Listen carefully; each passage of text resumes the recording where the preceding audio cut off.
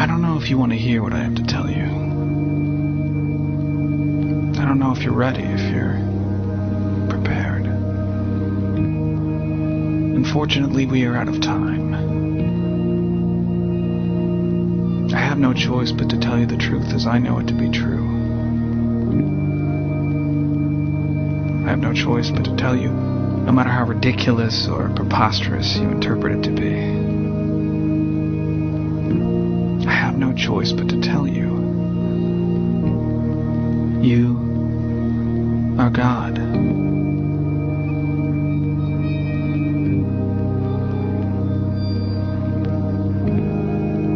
You are the creator and designer of the whole universe. You are responsible for all of the marvelous and miserable mysteries of life.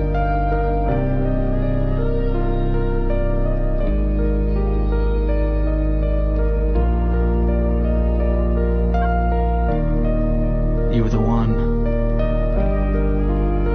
to save us, to save you, to save all of it.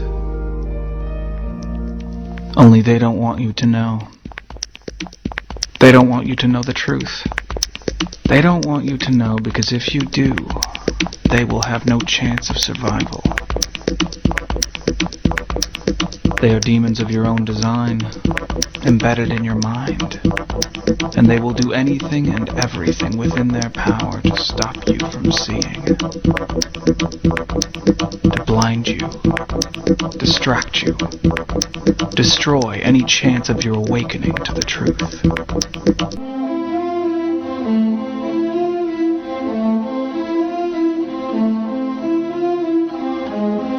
The holographic idea says that the future is always present, is always enfolded in the whole, just as there's an unbroken wholeness amongst all things, all objects in the universe. We don't realize how much we can affect the world just through our attitudes and through what we believe. That's one of the most exciting things about the holographic idea. If reality is holographic, you're helping create it by believing it. That if we learn how to tap this power through belief and profound faith, when we do that, we'll be able to change our bodies in ways that seem miraculous. And it's clear that we do this on an unconscious level, because I think we have all these abilities, we just don't realize we have them, and so they're unconscious in ourselves. You know, we've got to stop being infants at the control panel. That we've got to learn what all those switches and all those amazing mechanisms are for, and how to do them, how to use them. Truth. Not the truth about governments, commerce, religions, terrorism, or anything external, but the truth within ourselves, within our psyche and our shadow self. Especially in Western cultures, we are taught that being normal means only being happy and never sad, only loving and never angry, only forgiving and never jealous. This sounds plausible, but it is not. We are not meant to repress any negative emotions because it causes imbalance. To conquer our emotions, we must embrace them, not fight them. We must acknowledge them and allow them to serve their purpose as we learn from them. The ancient Essene culture left teachings dating back about 6,000 years. They taught that our relationships with one another, with the universe, and with situations and events are mirrors of the parts of our psyche that need to be cleansed. Author Greg Braden beautifully explains this entire segment at great length in his work. His hard work and understanding of these subjects contributed largely to the marriage between science and spirituality. It is very important to understand that when you fear loss, fear death, fear war, fear terrorism, or fear change, you are giving others the ability to control you based on those fears. When you fight against poverty or against racism, when you fight for relationships or for freedom, you are outwardly attempting to repress that which has been placed before you to conquer inwardly. These situations are mirrors of our fears. This is why it is important to love and only love. Love those who stand with you, but especially those who stand against you. Don't look at your fears as a threat. Rather understand that this material world is only a physical manifestation of either the love or fear in your consciousness. It's as plain as day. All you need to conquer in your life is in your face. If you want to understand what your true inner fears are, analyze your ambitions and your inhibitions. Everything explained here about the esoteric agenda of the elite few at the very top is nothing to fear. They have been at work for thousands of years behind the scenes to manipulate humanity, and it has worked. Until now. It's very easy for any system of thought, religious or otherwise, that comes along. It's very easy to play on that, to play on our insecurities, to assure us all is well, we'll all be taken care of. We lap that up. So don't blame religion. Blame our own insecurities, which has allowed religion to flourish, and which has allowed so many systems of thought that are disempowering to flourish throughout human history. That's why we can't get out of it.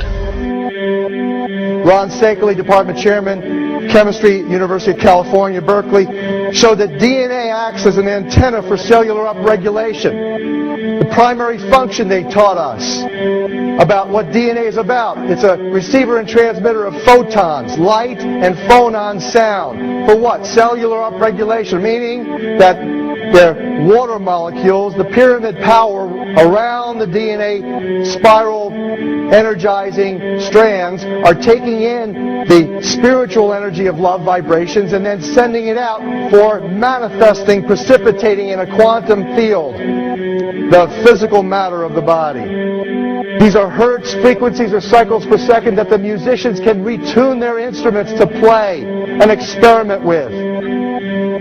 Why? Again, these are the Creator's musical scale, the original solfeggio, buried for 3,000 years in the Bible.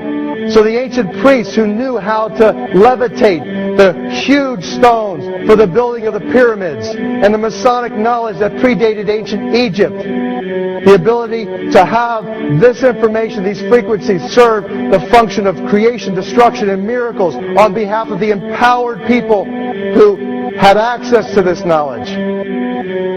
I say that because of this metaphor.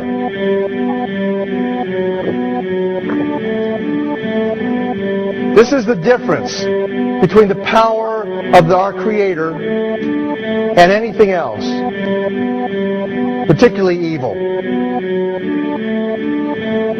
That you can go into a pitch black room full of evil, full of darkness, and light a little candle, and instantly that darkness flees.